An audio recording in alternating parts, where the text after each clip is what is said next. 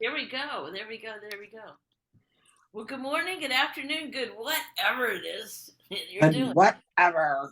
Yes. Whatever. And welcome to Transformation Tuesday. Paradigm Shifters Transformation Tuesday.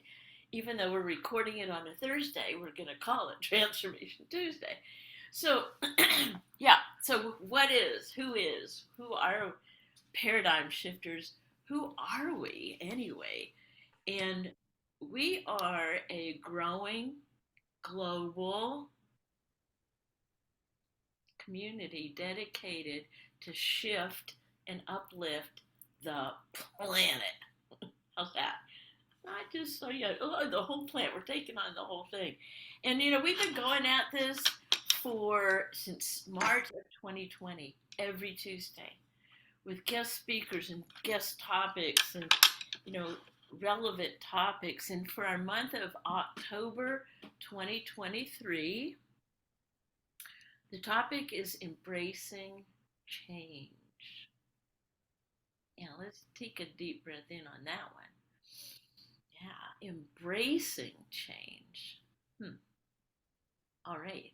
So we talked about, cultivating change, but, now we're embracing change. And yep, our guest speaker is once again Grand Meyer. And, I've known Grand for many years. And I'll tell you what, Grand, as far as all the changes that keep going on, you, of all these people that I know, um, there's got to be some fear in there. Change. We're going to talk about that, but and then that flip side of what's on the other side. So I want you to come in here, tell us a little bit about yourself. How's Waldo? and Waldo, Waldo, how are oh, you? Waldo will say, I'll get him up here in a minute. Waldo say, I love you. He's here. Okay. Thank you. Thank you. Yes, he's here. He is good, and he is pesky and continues to be pesky. And he continues to steal my writing pens if I'm not careful. And he will get up in the middle of a kitchen table and get one and run off with it and make sure that I see him, because there's no value in being naughty if you don't get caught and get a treat to have to give the pen back. so tell us about this whole thing about embracing change and what you're up to now. I know you're writing and keeping going on. So tell us a little bit about that. Well, I am in an awakening within my writing because of the past events in the past um, year. Um, I'm discovering that my writing is going to deeper places that I never expected. Um, and I thought if I was going to put my thoughts on the book, I would call it "The Poet Awakens All the Way Down." And that's what's happening. And I've said yes. And once you say yes to your life doesn't say, oh, well, thanks for sharing. It says, let's go. So now words and thoughts are dancing all over my house without my permission and saying, my turn, write me, do me. What can we do? So, Would you tell everybody here about this events of your past? I know that you have had health events, so could you tell us a little bit of background? um, well, just just in the last year, I have survived a massive heart attack in February and a stroke in April. And I have been very lucky. They tell me I'm in the top 0.1% of survival. And every time my cardiologist says, "How are you doing?" I said, "Well, I'm still a smartass, so I must be doing okay." Um, but I've been very lucky. The residual that I have that nobody knows what is causing is I have dizziness that I deal with 24/7. I'm just as dizzy right now talking to you as I will be when we finish and I go get myself a snack. It never changes. And so all the doctors are stumped. So I had to make a decision that I could just stay in my house and not go out and do things, or I needed to somehow befriend this change in my life, because I don't know if it's temporary or if this is how I ride my life out. I don't know. So that's what I did. I befriended it. And so now I continue to go out. I can't drive. I can do everything else, but I'm not driving. And so when I go in order to get myself to go out the door, um, I gave the dizziness a name, Oh, great. and I call her Ms. Diz. Of course you did. And of course I did. And I named my cane Abel. Oh my God. And so when I walk out the door, in my left hand, I take Miss Diz, and in my right hand, I take my cane Abel, and they whisper in my ears, "This dizziness does not make you disabled." Oh my gosh. That, I mean, okay, okay, everybody who's listening to us or will, that needs to be written down. And you know what, Jan, Grand Jan, could you say that one more time? Because that is priceless, what you did. That is gold nugget. So, When I go out the door, in my left hand, I have Ms. Diz, and in my right hand, I have my cane Abel. And when we walk out the door, they whisper in my ear, "The dizziness does not mean you are disabled." tell me more, tell me more. I noticed like you are showing up Yes, ma'am. out in, and tell me about that, and you're overcoming that. I mean, that must be scary, that It fear. is scary. Well, it is scary, and when we all have other past health events and things, but I keep remembering I'm alive for a purpose, and that all, and I don't know what that purpose is, but there must be one.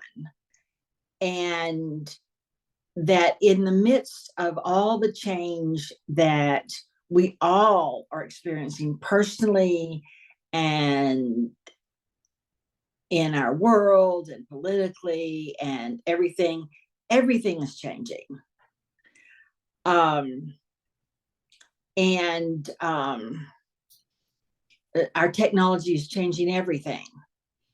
And about the time I think I really understand something, I go to do something on a site and it says, "We are redoing our site. Please be patient with us." And I think, oh man. And with all the medical things, I've had my battles with the portal, the medical portals, which I call the porta potties. Because that's what I think of them, because I can't figure them out. But anyway, I think with all the changes in my life, what is saving me is, in the back of my mind, is this mantra that says, "Is there any humor in this?" Because I'm a naturally quirky person. No. God made me that way. I just am. Although I've been told I'm not quite as funny as I think I am. I don't know. Obviously, people without a very good sense of humor, but but it is to on those scary times, those times at 3 o'clock in the morning when I just want to give up, or I hear the voices that say, "Give up. Okay. Just you have no purpose. You have no purpose." And I realize we all hear that at different times in our life. And the issues we think we've resolved come back to visit us, especially at night. Say, "Oh, hey, you haven't worried about us in a while. We've come to talk about that." And I have named, I'm into naming things. I've named the voices in my head the chatty ladies. And they have names. And when I'm writing, sometimes Edith, the editor, sits on my shoulder, and she wants, to have the final draft be the first thing you put on paper. Or sometimes Agatha Anxiety gets up. I like her name because it's sort of like agony, you know, anxiety. And then I I spend time at 3 in the morning, what I call hamstring in my brain, round and around and around. And when that happens, I can't always remember that, hey, that dadgum cage does not have a lock on it. There's not really a door there. But but but when that happens, all it does is makes the hamster tired. It doesn't help. But I do that. And that's when I call on friends. Yeah. I was going to say that you have quite an extensive support group of people and human beings that, um, yeah. So was it hard to call on friends at first? I just, is it? I mean, there's that thing of like, no, I'm going to do this by myself. And then that, well, ask for help. I'm just saying that, not that I have anything personal about that, but I do. But so tell me about at the beginning, possibly, where um, I think when you had your first episode, there was somebody right there, right? Oh yeah. Yeah, my neighbor saved my life twice. My neighbor Margaret saved my life twice. Um, but I think what I'm in my AA program, we often say that something is either a lesson or a blessing. I love that. A lesson, And we lesson. Okay, or a blessing. That's how we say it in Texas. lesson. Lesson or a blessing. And that's helped me because not being able to having these limits put on my independence has been really hard. I mean, that's a huge change.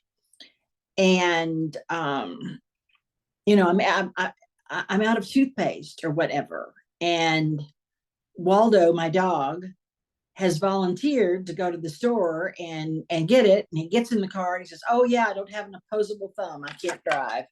So that helper can't really do that.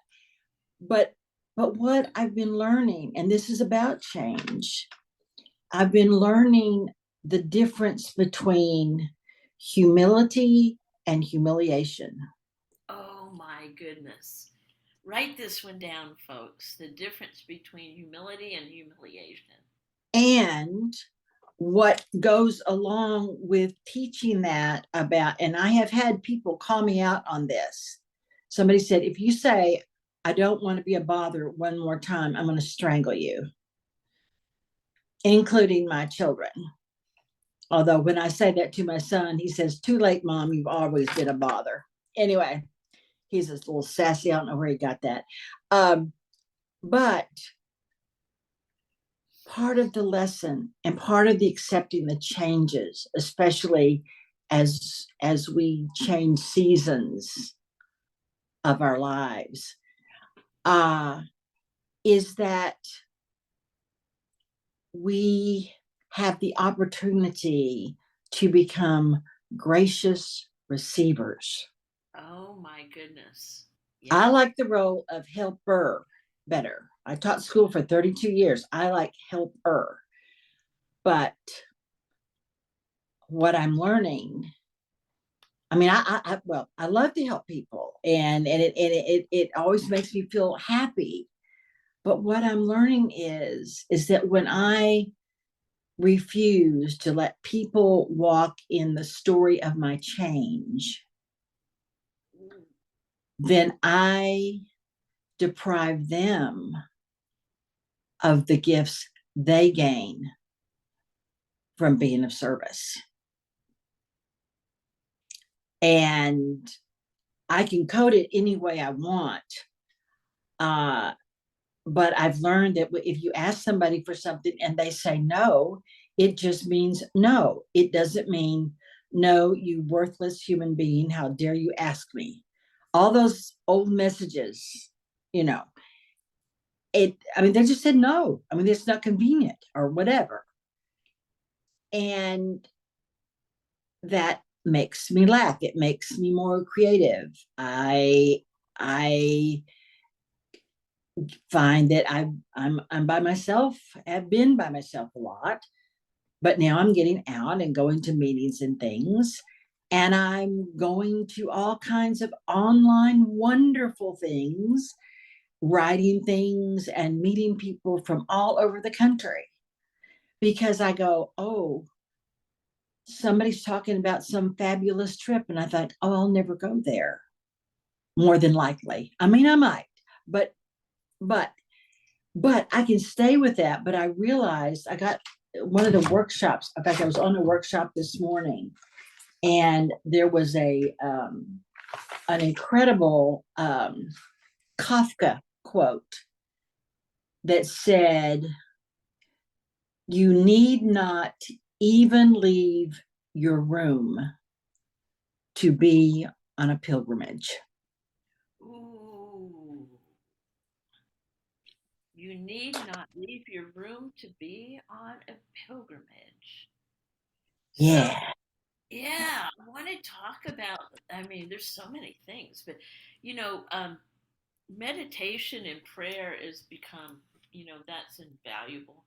So, when you that's and I want to talk about the faith aspect here too, because yes, we're visioning, right? Visioning, total for like 2 or 3 years, right? And putting ourselves in the mindset of purpose. I'm breathing, so there must be a purpose, and then doing the next right thing.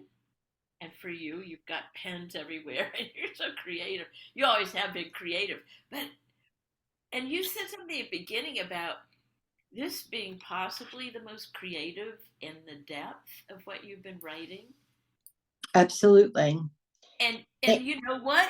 I'm just saying possibly it could not have gotten to that depth without these all these years that you've been alive. And I'm just Well, going to say that yeah. here, 75 and fully alive, almost 75. Shall I do the song? Do, do, do, do. Staying alive, 75. Yes. I've Okay. been singing that to everybody. Okay, Yes. so tell me more about that. About Well, I feel like I've been given the gift of noticing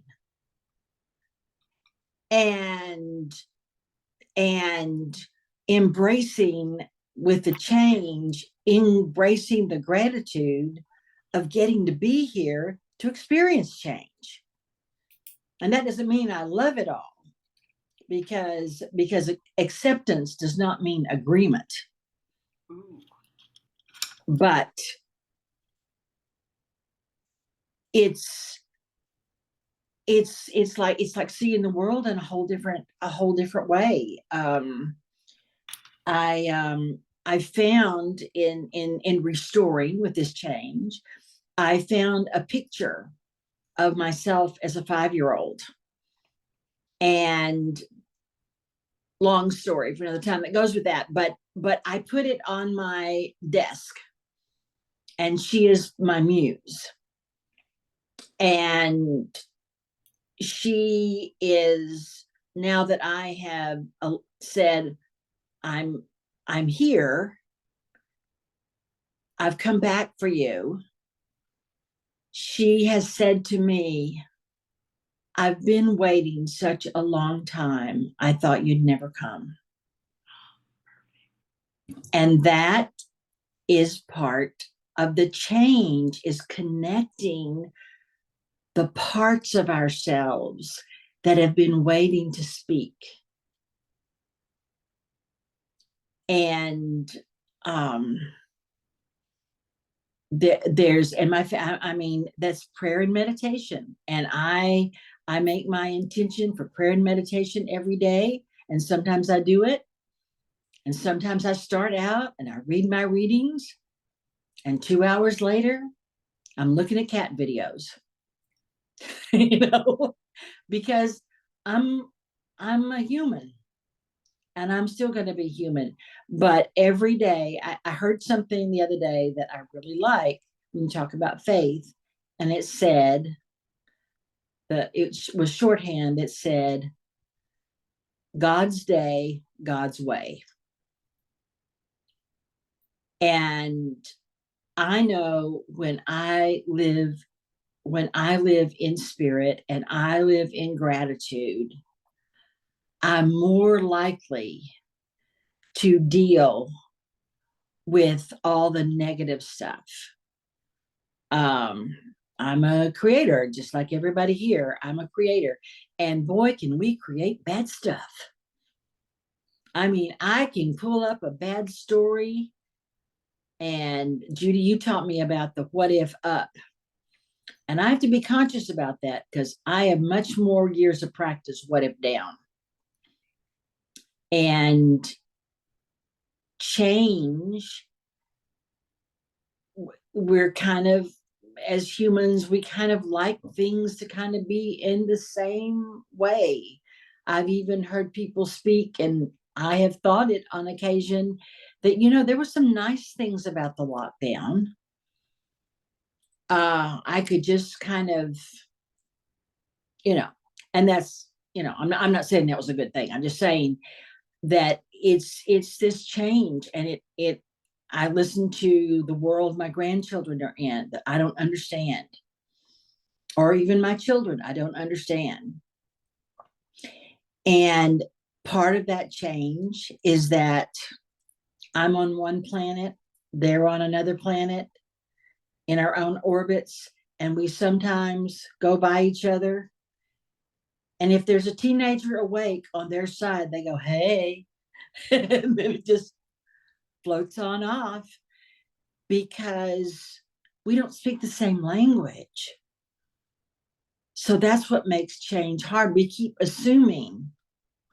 And I think as we season and we grieve for things that were important to us, that are morphing into something else or disappearing completely, that that that that colors our view, colors my view. I'm going to speak globally. It colors my view of change.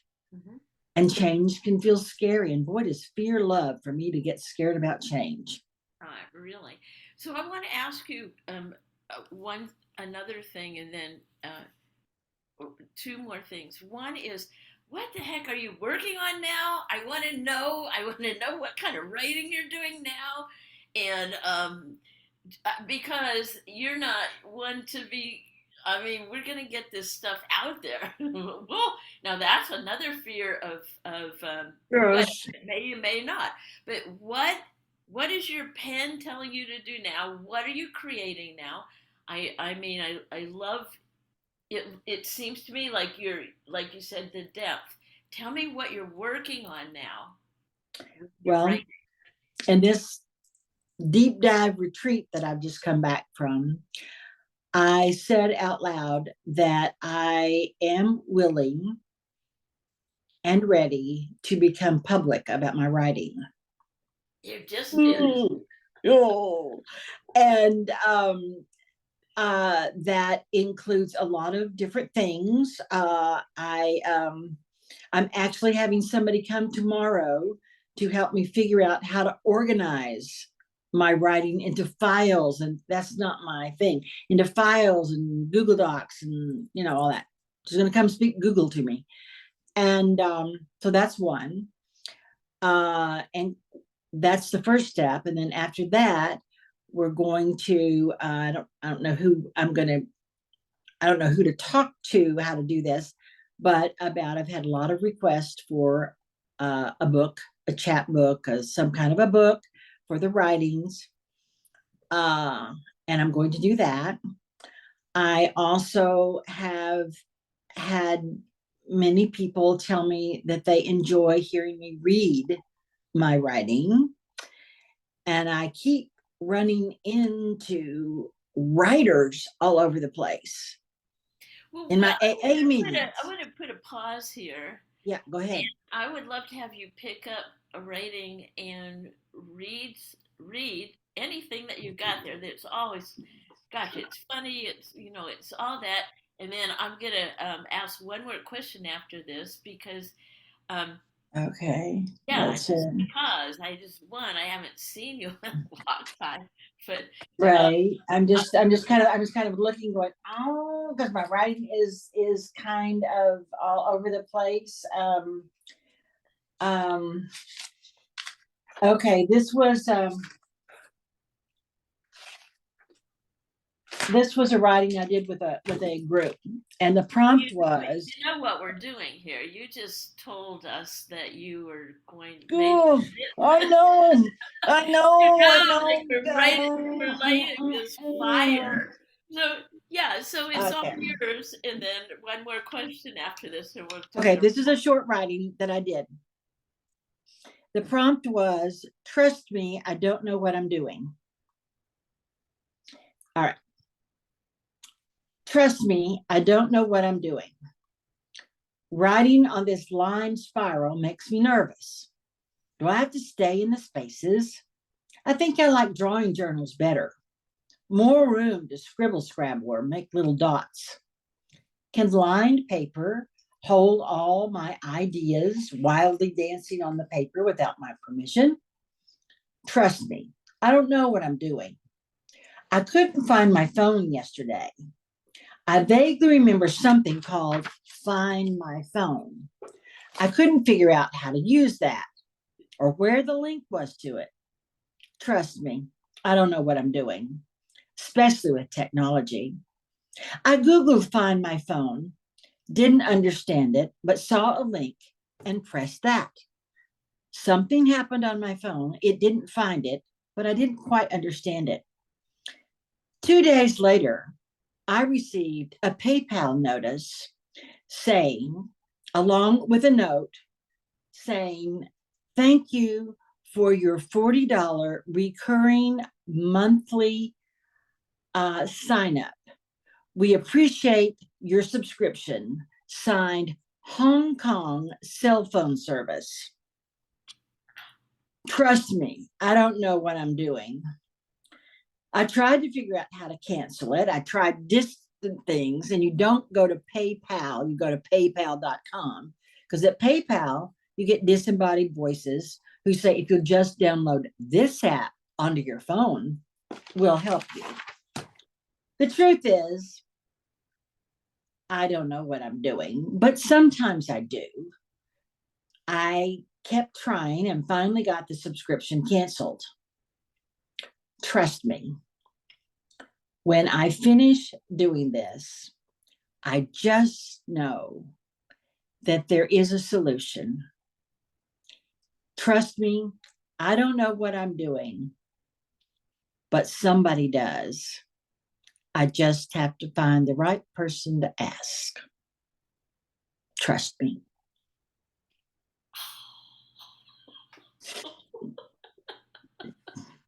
True story. That's so beautiful. I love it. Love it. Love it. All right. Oh my gosh. One more question. One more question. Okay. Okay. So, as a group of paradigm shifters globally, I mean, you just globalize yourself, Jan. You know, what would, and we love to hold a higher vision for, or we hold you. Thank you for speaking to us. And, it takes, it takes courage and like, well, yeah. And so, what would you love to have our community and man, we are thousands strong. Hold for you, Jan. And what would you love to have us hold for you as you like turn, man?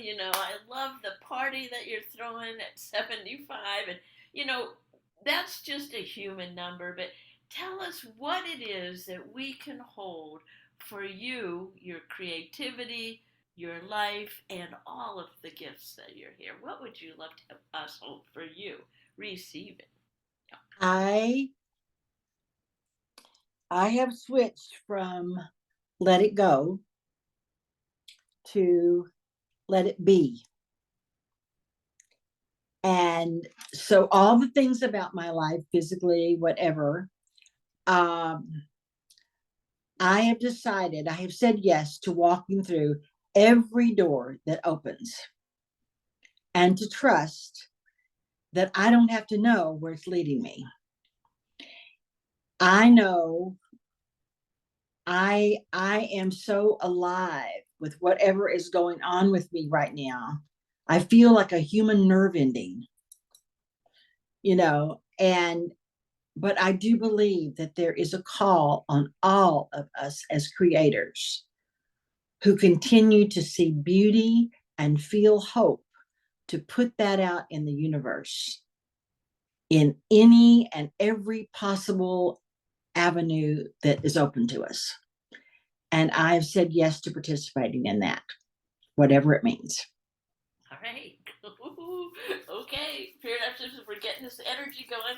All right, Jan, all you have to do is receive. All I'm receiving. I've right. learned how to do that. Yes, I know how I to do it. know. Okay, here you go. Here you go. Whoosh. Ah, there you go. Well, bless you, Jan. Thank you so much. It's always so much fun and a pleasure to hear you and to see you fully alive and feeling so blessed. Feel blessed that you did this. Yeah. Mm. Thank We you. are intended to scatter the light, and we take those baskets of light and we gather them, and and they keep growing.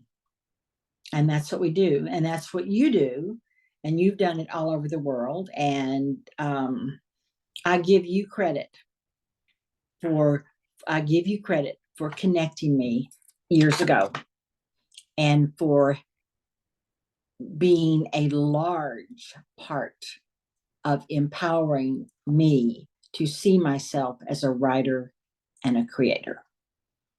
And I give you credit for that. And you have to accept it.